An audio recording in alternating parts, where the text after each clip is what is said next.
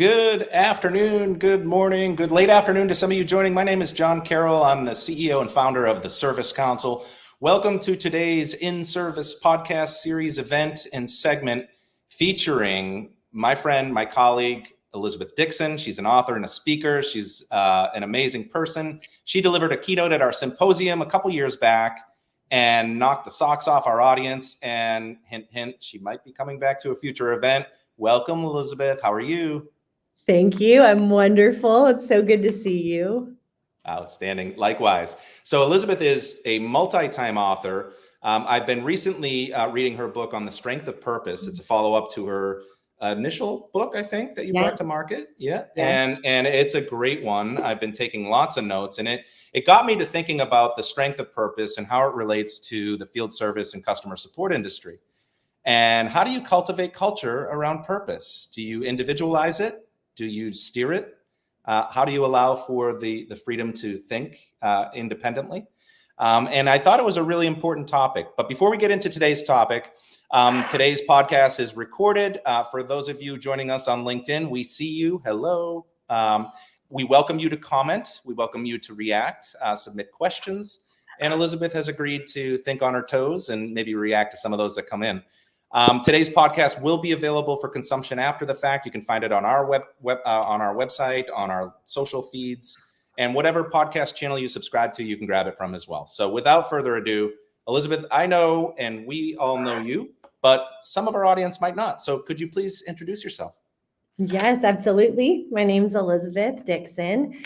The favorite parts of my life, I'm married to my best friend, John, and we have two little kiddos who are 9 and 11, and they are little young entrepreneurs. It's so fun. My daughter got home from school yesterday and she made $4 selling a rubber band bracelet. If anyone finds themselves wearing these beautiful pieces of jewelry, I was like, wow, way to go. You know, the profit margin was massive. And she had to buy her own supplies. I did tell her I would be the primary investor in her business, but she would have to pay me back for the supplies. And so she's paid me back and now she's making money, which is fun. I spent 20 years at Chick-fil-A. I started in wellness, creating a wellness program for the company for employee benefits. And then shifted into HR for a few years. And then I led hospitality for the organization. And finally, I was leading strategy and research and development before I got a call from our chairman, Dan Cathy, who had started a movie studios in South Atlanta, where I am right now. It's called Trilith. And he asked me to start a nonprofit to serve the creative community, specifically with life enrichment, mental, emotional, physical, spiritual, and relational enrichment to help artists and creatives of all different industries. So that's where I've been spending a lot of my time the last 2 years. And then I have a few fun little side things entrepreneurially, which is very fun.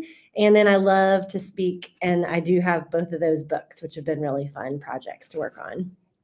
Amazing. Yeah, I'm part of the Elizabeth Dixon fan club. So I follow some of the things you do with your kiddos. And I know this pajama company, which is an endeavor that you have. They help you pick out some of the designs and patterns. I thought it was so cute. So that's amazing. Yes, it's been fun. She's going to be featured in the upcoming photos release. We're dropping a new color next week, and she was in the photo shoot, which was really fun. Nice. Oh my gosh, a star is born. Amazing. Yes. Well, let's get into our topic today, Elizabeth. So, you know, the first question is kind of a really, you know, introduction to the topic, and just simply, what is purpose? And I know that seems pretty evident, but I think there's a little bit of confusion on this right now, a little bit more than ever in terms of the pressures of life and some of the things we were talking about. I'd be remiss in not referencing all the tragic events that are happening in the South as a result of Helene and all that issues down in the Southern region, and Godspeed to all those organizations responding and all the goodness that's happening.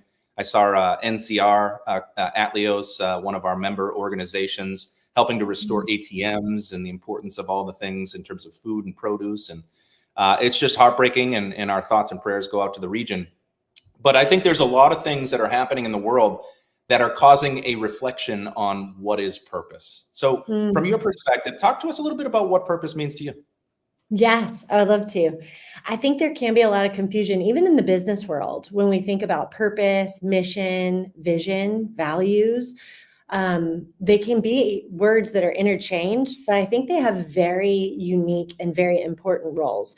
Purpose is more about why the organization exists, why the individual exists. The mission is what you do. So when you know why you exist, your mission is what you go do with that. Your vision is the preferred future. It's where you're going, where you're ultimately wanting to be.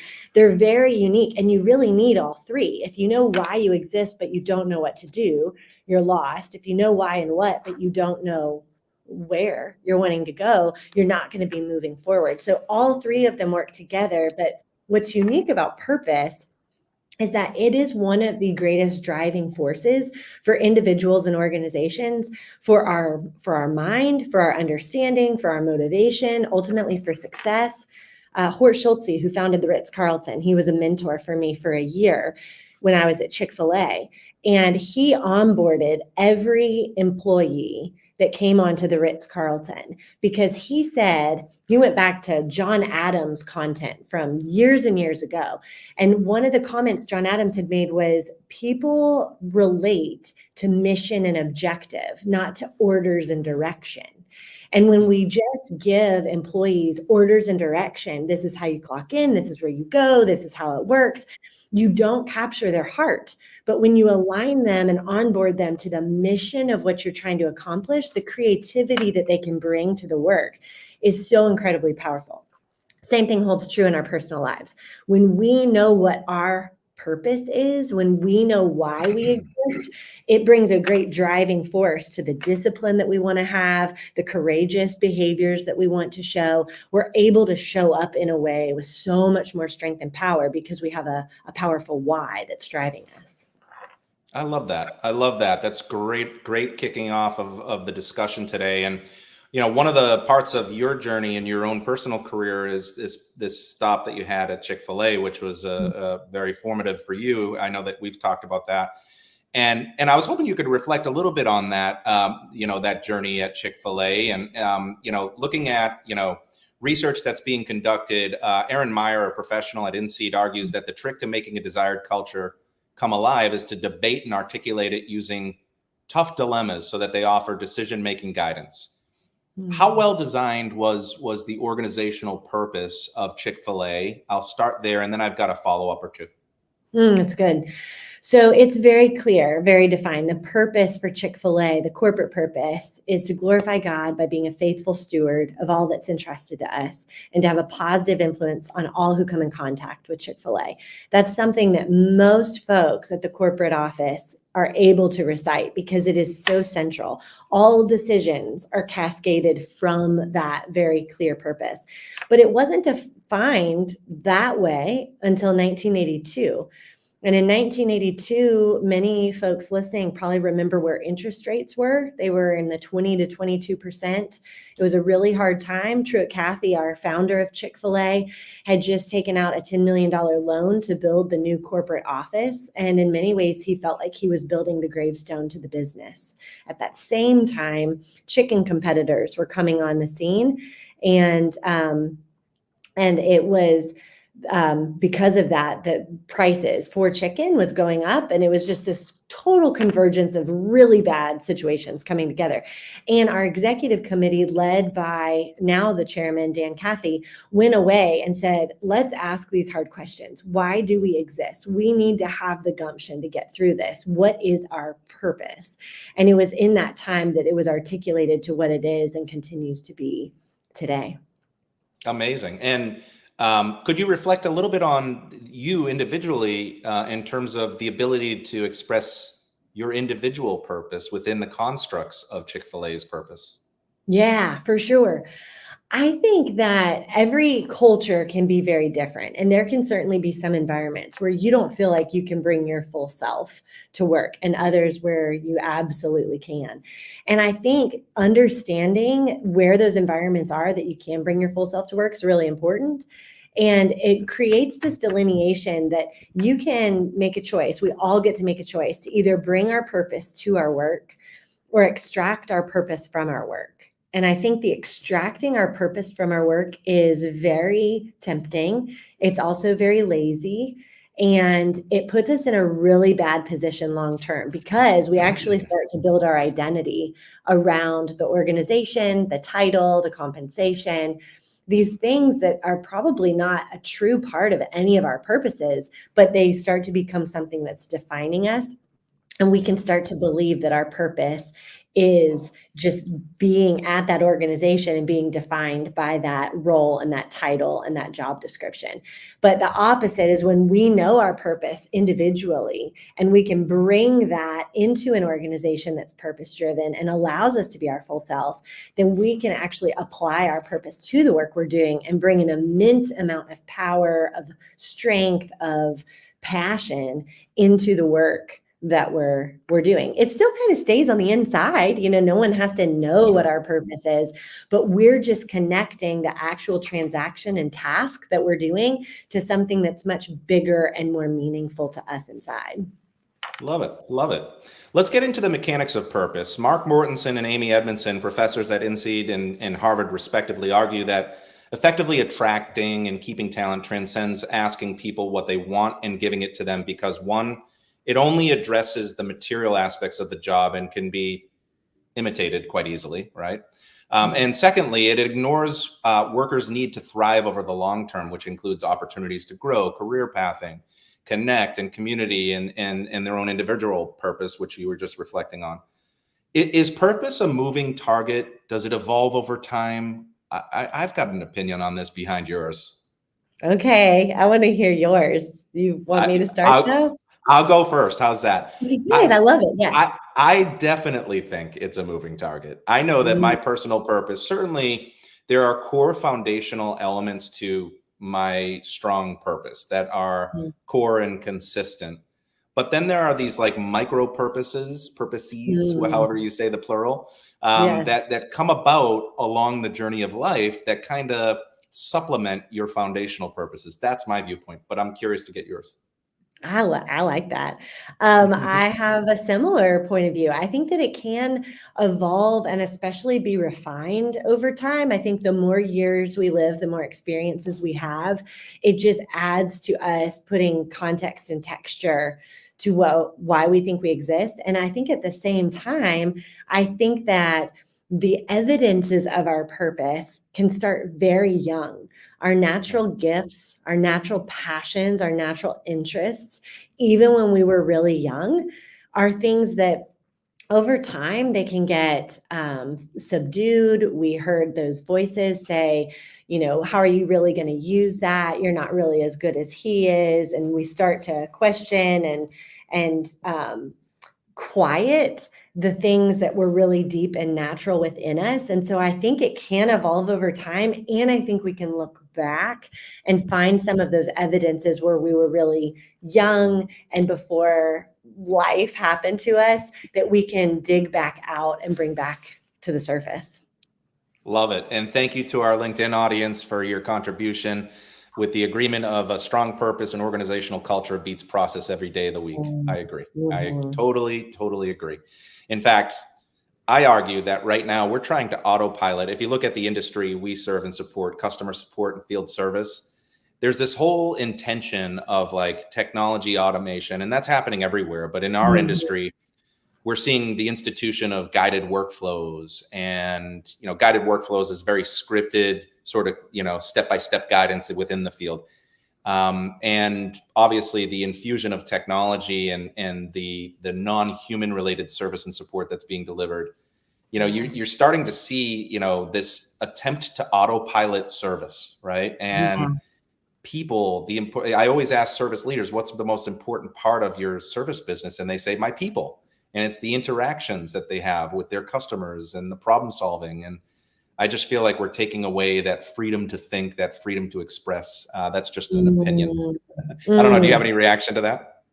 I do. I think we are in such an interesting time where technology is allowing advancement in a lot of things, and we have to be very discerning to know where are we going to apply that kind of technology, because the last thing you want to do is extract value from your customer. You want to make things more efficient and effective, but you don't want to remove value from the customer.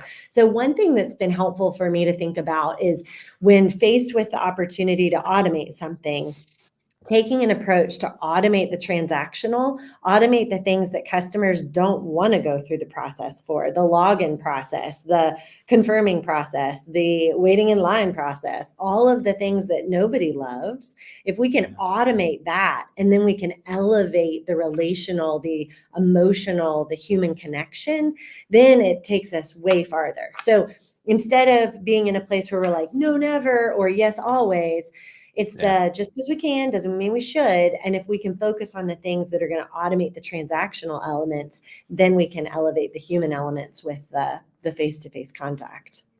And I know we found this out by surprise after engaging you to keynote our symposium, but we share a colleague in David Noor, and he talks about relationship economics and the importance of that relationship and that interpersonal relationship. So plug on you, David Noor, if you're listening. There you go. So let's get into some of the roadblocks and the building blocks. So those that are eroding or causing stumble, or those that are perhaps causing a pathway to. In identifying the right sequence between succeeding and being happy, a large-scale study of the military, 1 million individuals over nearly 5 years, recently published in the Journal of Happiness Studies, found that well-being is a strong predictor of outstanding performance. Those who were initially happiest receive 4 times more awards than those who were initially unhappiest. How can someone balance responsibility with a sense of accomplishment towards their purpose? So good. I think the purpose is that foundational part that does lead to a satisfying or happy life. It's even deeper than happiness, because happiness can be an emotion that can come and go. But purpose is that piece that endures. It's the piece that gives you resilience through the storm. I was talking to a friend the other day, and they're in a really hard season with their organization. Layoffs have been happening. They were saying, I feel like I'm in the boat in the storm. Sure. But for the first time ever, because I know my why, I know my purpose, I'm okay. It's not like they're not even past the storm. They're in the storm as it's going. But it becomes this anchor and this strength. And it's the strength of that foundation that determines the strength that we're going to live from. And there's an analogy, actually, I mentioned in the book about growing up. I grew up in Central Florida, so all the storms that we just went through, those were, very normal and very common. And yes, as a child, we sat in the school hallway with a book over our heads. We didn't get school canceled, but that's where we are today. And my dad built this tree house for us, and he put the footers, concrete footers for this tree house, and it would weather about any storm that came its way. It just stood with such strength. And you contrast that to going to the beach and building a sandcastle, still a beautiful structure, but it's being built on shaky sand. And all it takes is a high tide, and that sandcastle is gone. Like, there is no remnant of it at all. And it is the type of foundation that we build on is going to determine the strength that we live from. And so when we know our purpose, it gives us a greater fuel to do what we're responsible for. It gives us the why behind what we do. And I think another fun story that I had heard was when JFK became president, and he inherited this program, space program called NASA, and he went to go visit it. And while he was there, he went up to someone who was on the custodian team, and they were vacuuming the floors. And he went up and introduced himself, and he said, "What do you do here?" And that man looked at him and he said, "Mr. President, I'm helping put a man on the moon." Amazing. And it's such a powerful story, because when we know our purpose, whether we're vacuuming a floor or we're the engineer designing the space capsule or anything in between, we are aligning our purpose to the responsibility, to the function, to the transaction of what we're doing. And it gives such depth and such meaning to what can ordinarily be seen as meaningless, but it actually creates meaning within that moment. I love these stories in that JFK down to the janitorial level, the involvement in that core purpose of that organization. Because one of the things that we constantly hear from the front line when we do an annual study where we go to the field service technicians and we ask them, what would improve a day in the life? And what do you like about your Mhm. job? What do you dislike? It's called the voice of the field service engineer. And we're doing a voice of the contact center agent companion survey to learn from the front line. Do they feel like management listens to them? Are they involved in innovation? Are they involved in purpose? And there's some troubling data that suggests they don't feel necessarily connected to that purpose. So I love that story that you're talking about. Field service engineers are right in front of the customer more commonly than anybody in the organization, solving the biggest, most critical problems in the toughest, most inflective part of the customer relationship, that opportunity to convert and deepen the relationship or go the other way. And I Yes, just think we got to listen more commonly and involve them in that core purpose because I think it's so critical. that's so So, good. That's so yeah. good. John, we got some good questions and comments in the chat. Yeah, we do. I'm going to pop a couple on here. So we had my colleague Gerardo Pelayo talk about perhaps the ability to self-articulate our purpose is also something that evolves over time, bringing clarity Mm. to ourselves, influenced by our environment. Any thoughts on that? I agree because I think too words are very powerful, and I think each of us ascribe different meaning to certain words, and when we Yeah, find those words that really resonate with us, like there's a word galvanizing. It means a yeah, lot to me. There's a lot that my mind plays with when I hear the word galvanizing, and it's a part of my personal purpose. But yeah, that wasn't a word that I heard or used 2, 3 years ago. So I think that we can start to pull in these other words. And it's yeah. important that self-articulating that it is concise. It isn't something that's going to take us 5 minutes to explain. We need to be able to memorize it and recite it so that we truly can align it into our lives. So I agree. Well, guess what? Someone is memorizing in some of the words that you've spoken today. Purpose is the peace that endures. I love it and we'll be quoting you. So thank you. Kudos to our audience member. I agree. That was a powerful quote. And then we had another comment from my colleague Gerardo Pelayo. If purpose leads to accomplishment and happiness, are there some practical starting points to pivot from an unhappy, poor foundation and into that ability to find purpose? Yes, for sure. Truly, I feel like I'm like selling here, but truly, I wrote that second book to be a guide for that. When originally I'd called it, there you go. Originally I'd called it stuck, stalled, and stressed. But I think those are 3 points that happen in life where you feel Yeah, stuck, where you see yourself going is not where your current reality is allowing, where you're stalled out, you're exhausted, you're burnt out, you're frustrated, or you're just stressed. All of the decisions that are coming at you, whether it's a lot or it's just really a really big one, and it yeah, causes you to halt. And I think in those spaces, the biggest thing is to pause and to create space. We have a little saying at home, margin is medicine, because when we can create margin, it is as much medicine and health for us as exercise and supplements and nutritious eating. Being able to have some space. You don't get your best thoughts when it's chaotic and noisy and loud, but actually when you can create some quiet, create some space, and really do good thinking. And then having a guide, whether that's a person or a book or something to walk through. So I'd say identify where you are, create some space, and then have a guide to help walk you through it, and have conversations with people that you love. Sometimes the people around us who love us see things way more clearly than we do, and they can truly see the forest through the trees. And so asking them, like, hey, what do you think my why is? What do you think that driving force of my life is? And then in the book, there's 5 key questions that we walk through, but I'll save that for the book. Outstanding. Awesome. Let's get into perhaps an individual exercise for our audience, building on that, right? A Yeah. 2022 research article from MIT Sloan Management Review, fittingly titled, Why Don't We Talk About Meaning at Work? Identified Mm, 4 sources of meaning in work: service to others, realization of full potential, unity with others, and self-integrity. But notice that people typically emphasize only one of those or 2 of these sources. can you assign an exercise to our audience in terms of helping them establish or maybe recenter on their purpose statement? Man, I want to ask why. I want to ask why and which to that study. Why only one or two, and which ones were the one or two Yeah. that people assign to most. But I think it goes to the getting space and creating some space to think. We live in such a busy, connected world, which means that we have to be really intentional about disconnection. I saw a little quote someone said the other day about how all of us need some time and space in nature. And if you're busy, you need twice as much.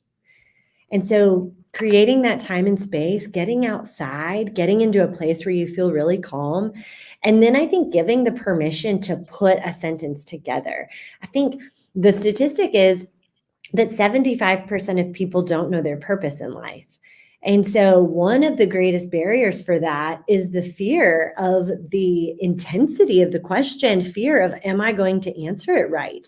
But if we don't even start answering it, we are no better off. So giving ourselves some permission to be a little messy and put something together to start, and then refine it and say, I'm going to take 12 months to make this something that I really love, but I'm going to take like 12 hours to put the first sentence down, and then look at it every day.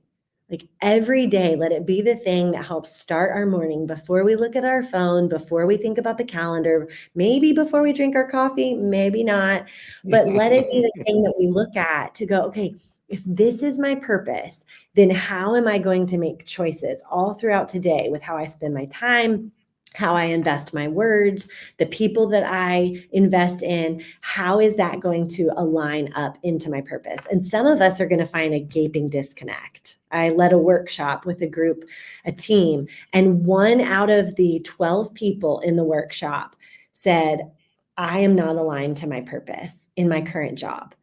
And I connected with the CEO of the company 2 weeks ago, and I said, how's he doing? And he said, you know what? It was really amazing because he has moved on to a role that is truly aligned with his purpose. And I think some of us are going to find that really almost feels like an existential crisis of, oh no, where I am is not where I need to be. And I think we have to remember that life is short, that we get to make some courageous decisions to be sure that we're aligned to our purpose and we're contributing in a way that we're going to be proud of when we're 80 years old, 90 years old, and not to get stuck with the fear of staying in what is when you know that what could be might be a brighter, better future for you. I love it. And I'm going to make the quick savvy comment that it happens after coffee, just as a point of reference. Done. Yeah, Perfect. after coffee. Done. It's official. Okay, let's get into the organizational purpose side of things, because one of the things that I'm really curious about is, what are your thoughts about organizations steering their organizational purpose versus allowing the collection of individual purpose to create almost a cultural fabric within the organization? How do we marry these two things together, allow both the freedom to dictate the environment? Maybe a couple comments about that one. Yeah. Gosh, because I think whenever we invite others in, they get to have their fingerprints on what's created. And so it creates a very different level of ownership when you are an author of something, opposed to being a receiver or a recipient of something. But that's hard because let's say you have a 500-person organization and somehow you're going to let everybody into creating the purpose. It can feel chaotic. So I think it's letting people into parts of it, and also being really clear that if it's organizational purpose, that it has to be refined and it has to be really sticky and easy to repeat for everybody. So that will probably not be a consensus project, but it could be something that, hey, we're going to take everything we heard from this survey, from these focus groups, and we're going to define this in a few words that can resonate for everybody.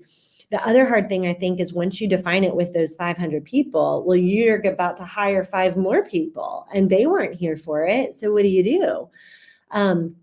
Hort Schulze, who founded the Ritz, their motto was ladies and gentlemen serving ladies and gentlemen. And he has an incredible book called Excellence Wins. I highly recommend it. And when he did the onboarding for all of the Ritz-Carlton locations, he would ask them in their role, what would it look like to be pursuing excellence, to be excellent in what you do? And he said that each of the groups that would answer would outline tasks that he almost felt bad reminding them that they had to do every time. But the cleaning crew would outline these very specific tasks for how to make sure the baseboards were completely clean and the linens were just right, and on and on and on. And so I think once we have our purpose and we've decided how many fingerprints and which fingerprints we want in the authoring of it, and we've refined it to a place that everyone can memorize, that onboarding experience is one of the most powerful experiences to make sure that new folks coming to the company are aligned, again, back to that mission and objective more than the task at hand and the actual job description. But when that alignment happens, it brings a whole new level of engagement from the employees to the work. And organizations, purpose-driven organizations with purpose-driven people are way more successful. And ultimately, customers typically are way more passionate about those organizations than those who aren't. I love it. I love it. And these quotes and these resources that you're dropping, they are perfect. Thank you for doing that for our audience. Let's get into the challenge that is encountered when someone's acting in a particular way that doesn't align with their individual purpose. And Dr. Mahesh Subramani, he's part of the Arizona State University Center for Services Leadership Program, extended faculty and part of Northern Illinois University. And he has been a board member for a long time. We've done a lot of collaborative research, but he's done his own research on this topic of emotional labor and the challenges that individuals incur when they're forced to do something that isn't inherent to their being, right? That it's not something that's just inherent with whom they are. Do you believe that this is something that people struggle with? Is it an important factor when considering cultural alignment when you're hiring and onboarding and training? Maybe you can talk a couple minutes about this one. Yeah. I think the word belonging has become a whole lot more popular in terms of organizational culture. And it's really hard to feel like you belong if you feel like there is a big disconnect between your beliefs and your purpose and the organizations. So I think that alignment is really critical. And I think it's on the responsibility of the individual. I think it's on us to be able to make that assessment when we're applying for jobs. Like, how does this align to me? How do I feel in this environment? Sometimes our gut instinct and intuition will give us a really good feeling about it, and not letting a glamorous title or a big promotion get in the way that it distracts us from what's more important of being truly aligned. So I think the individual has a big responsibility in it. And I think that Ken Coleman is a great podcaster, has so much great content on social media, where he talks a lot about where that tension exists when the place where you're working isn't something that you maybe respect and don't get fully behind. Organizations don't want people that feel that way. And so it's important for the organization to sniff it out too, because it's not going to lead to great, excellent work. It could even lead to being way more hostile in the workplace. And so I think being very helpful to employees that might not feel aligned, be empowered that, hey, it might be time to go move on to something else and pursue other careers is really important. Amazing. And we had a new addition to the listening and hopefully cooperating podcast guest here. Davis, hello, joining a bit late. It's never too late, Davis. Welcome to the discussion. That's right. So let's relate this topic of purpose to field service, which is something we talk about commonly within the context of our community and the personas that we serve. A lot of service leaders are pressured with, larger contributions to profits. So this whole cost to profit model transition, the reduction of costs, getting their teams to do more given the capacity issues, right? The labor crunch is really hard in the trades industry right now. However, frontline agents want to engage with people. They want to fix things. They want to engage with colleagues. They want to learn more, stop, take a breath, and encounter those challenges in life that is inherent to their problem-solving nature, right? Are we risking taking the fun out of field service, that role, by turning to such automation? We talked a little bit about this autopilot concept. What are your Mm. thoughts on this? Mm. Well, I was thinking about a quote that you gave, and I pulled it up from our LinkedIn chat with each other, where you were talking about when we know our purpose, how would that translate to the enterprise and create customer value? You said, is there room for purpose as a service, cultural philosophy to enable this mindset? And so that really got my mind going of, wow, there is so much to that. And then it overflows into this space of how we're treating customers. And like you had said, of are we risking taking the fun out of it by trying to automate everything? And I go back to that thought of automate the transactional things, automate the things that the frontline employees hate anyway. Who wants to stand in line at Disney? Right. So what do? They created a way where you can scan in and go back and ride Tron when it's your turn. Automate the things that customers and employees dislike, but save the special moments, the microbursts for hospitality, the special engagements, the things that add so much value to the customers and to the employees, and elevate those. Use the technology to elevate that moment, certainly not to replace that moment, because customers are not demanding for that. They're demanding for efficient, they're demanding for seamless. But when it comes to a human saying, "Good morning, John, how you doing?" Yeah. Most people aren't saying, "I don't need that." Actually, we're starving for that. The Surgeon General has said, as a United States of America, we are in a crisis, an epidemic for loneliness. We need the connection. It's just when and how. And we don't want to risk making our processes slower or less efficient, because then that just frustrates customers in a whole different way. But if we can make it seamless and caring, then that becomes magical for the customer. I love that quote. That, first of all, I love it, all this discussion here, but the microburst of hospitality quote that you just dropped here, that was Mm. powerful to me. I had a moment yesterday, and this doesn't happen in every Starbucks I visit, but I was sitting there working with my daughter after school, and getting a little snack and whatnot, and the customers were all walking in. As each one walked in, no matter how busy the crew was in preparing coffee, the baristas, they stopped and welcomed the person and said, "Hey, welcome to Starbucks. How you doing?"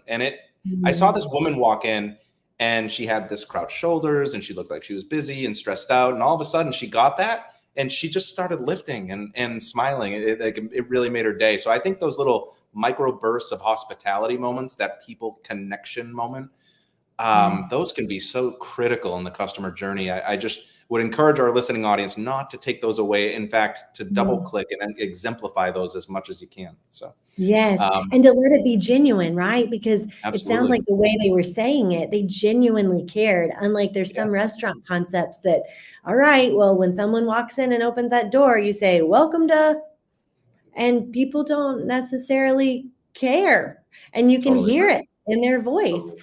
So I think in allowing that individual employee to see the purpose of them getting to engage with that customer, it transforms the experience. And 100%. it's why I wrote the book. After I wrote the Power of Customer Experience, I had asked the focus group that helped me find the blind spots in the book and make the changes before I published it. I said, "What's next?" And they said, the power in being able to bring your purpose into your work is missing. And Yeah. most of the younger generation is expecting the organizations to give them their purpose, not at all bring their purpose into their work. While at the same time, you have the boomers who are starting to retire very fast and are having some of these moments of, oh my goodness, was my purpose my work, or does it extend beyond that? And then everybody in between that's taking different seasons of life to stay home with kids or not, or take care of elderly parents. there is purpose all throughout every season and stage, but it takes us crafting it and knowing it to be able to use it. Also, John, I have to give credit. One of the greats at Chick-fil-A, Mark Mortakis, who I got to work for while I was there at Chick-fil-A, he, at least to me, is the one that crafted that term of microbursts of hospitality. So we'll give a shout out to him. I love it. Thank you, Mark. Well, wonderful. Let's get into that. How do we measure success, right? Because giving yourself grace where you deserve it, and forgiveness, and then rewarding yourself in those times when you achieve success are obviously healthy habits. Yet, our 2024 Voice of the Field Service Engineer survey revealed that 1 in 3 technicians do not agree that since they started in the profession, the way their performance is measured better reflects the value-adding work that they perform. So how does one successfully measure achievement of purpose? How do we, is there a dashboard one can create? Well, I'll tell you what happened for me is Sure. I realized that I was defining success kind of in this metaphor of a ladder. And the rungs of the ladder, when I got really quiet and really honest, the rungs of the ladder for me over time had become compensation, title, job accomplishments. And when I was really quiet, I started to think, okay, I'm 80 years old. I hope I'm this really spunky, fun lady that's got lots of great stories and tons of encouragement to give and is like challenging people to go get them. When I think about sitting down and having coffee with her and asking her what success looks like, she would be like, hogwash. Like, no, those might have been part of your journey, but that's not the important stuff. Did you try? Did you risk? Did you go for it? Did you make a difference? Did you impact people? Did you create change when others weren't willing? Were you bold? Were you courageous? Those are the things that the older version of me cares about, but the current version of me can get so consumed with what those around me are looking at, talking about, measuring, and defining, oh, did I get to update my LinkedIn profile for a promotion? Congrats to me. Like, oh, that is a thing, and it's worth celebrating for sure. But in my ladder for success, ultimately in life, that's not the most important thing.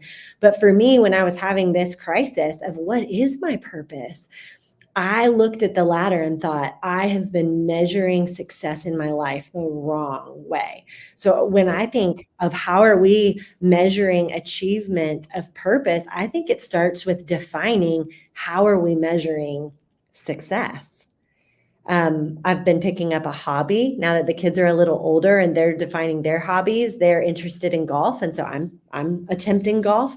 And my golf instructor mentioned to me the other day that he'd had an injury that took him out for a while of playing in tournaments. And it created a really overwhelming space. Do I re-enter? Do I go back into the tournaments that I used to win, knowing I might not be as good as I was? And he said, so I did. I signed up for a tournament and I defined success as showing up and playing 18 holes.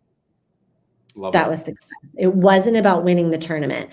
And we've translated that concept to our kids a lot, that we celebrate trying out more than we celebrate making the team. We celebrate giving it a go more than what you actually accomplished in it. Because I think as kids, we're a lot more open to celebrating those attempts and not caring as much about the success or failure. But as we become adults, I think we become more guarded and more wanting to control the success of it and being less open to the failure of it, which means that we don't try and we don't risk. And so for some of us, success and our purpose is around going for things and trying things and being willing to risk, knowing that might just lead us to the next step. It might not be the final outcome that we get to. I love it. You're dropping the wisdom today. I love it. I love it. Love it. We talk about, measuring the success of a field service business.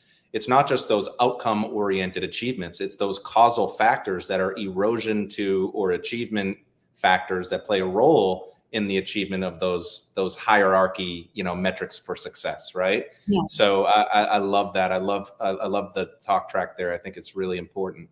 Let's talk about, we've talked about how purpose is a moving target, right? So with that notion in mind, how does one navigate that changing stage, or the evolution of their purpose in terms of changing stages from one to the next, or your micro purposes coming in and about and in different stages of your life?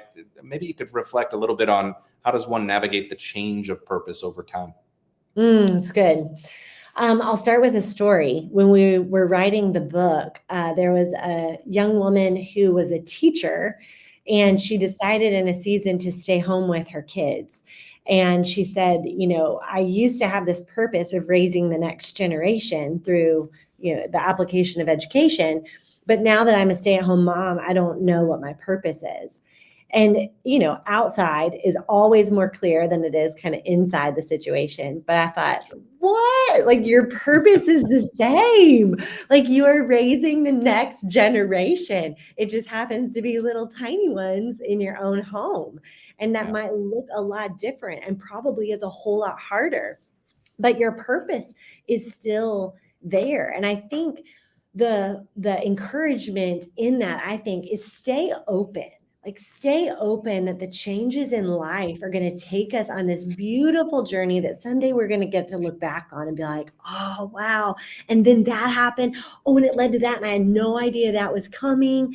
Oh, but then we made that pivot. And that one stunk. Like, I would never repeat that one again. Like, we're going to get to look back, and it's all going to have this beautiful view. Hindsight always does. But I think if we can stay open, and if we can have perspective to think backward a little bit, but then live forward, live into what is next and what's coming. I had a mentor that often said, when your memories exceed your dreams, the end is near.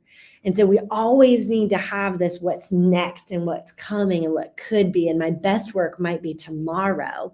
And if we can live out of that sense of optimism, but still be reflective and have the perspective of what's been and stay open in that space, I think it helps us move through those seasonal changes with more confidence and more strength.